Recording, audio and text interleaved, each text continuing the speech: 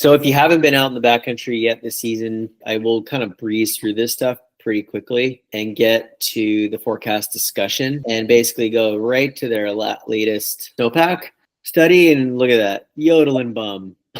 That's right where you want to go. I couldn't ask for better information. So, you see this big, you got soft snow on the top, and then you got this really big, huge jump in resistance right here. That's obviously going to be a bed surface, and looks like they've got a square right there. So they've got 1 millimeter facets right on top of that crust. The wind-blown snow, which is or decomposing fragments, which is that slash, plus the rounded snow is sitting on facets, sitting on a crust. So we're going to see how reactive that is, but at least we know we do actually have kind of a spooky layer out there that we should know about. And so it's very triggerable for a human.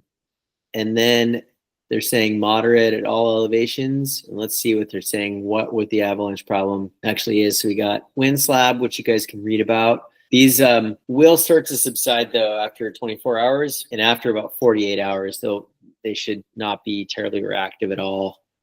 Forecast discussion is going to be really, really great for you to dive into, and particularly with discussions around those facets. So below last week's crust, there's no layers of immediate concern. So you can kind of really just be focused on the top 30 centimeters, which is going to be really easy to evaluate as you go.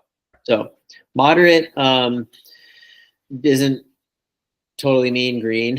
When you have a persistent weak layer, I would just definitely dial it back a little bit, even though it's moderate.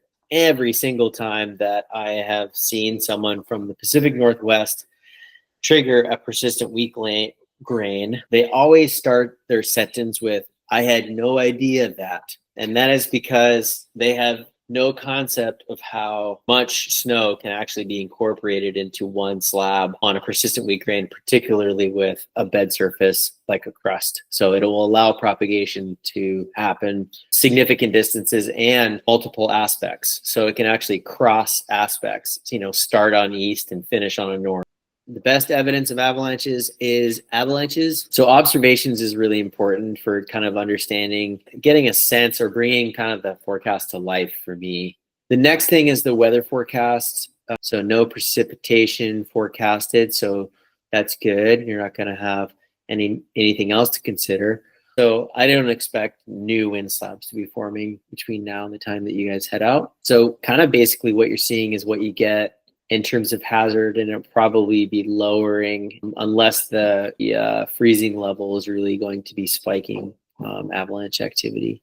Okay, so I would expect more spring-like conditions for your day out, and then just really think about that for wet loose activity on those solar aspects.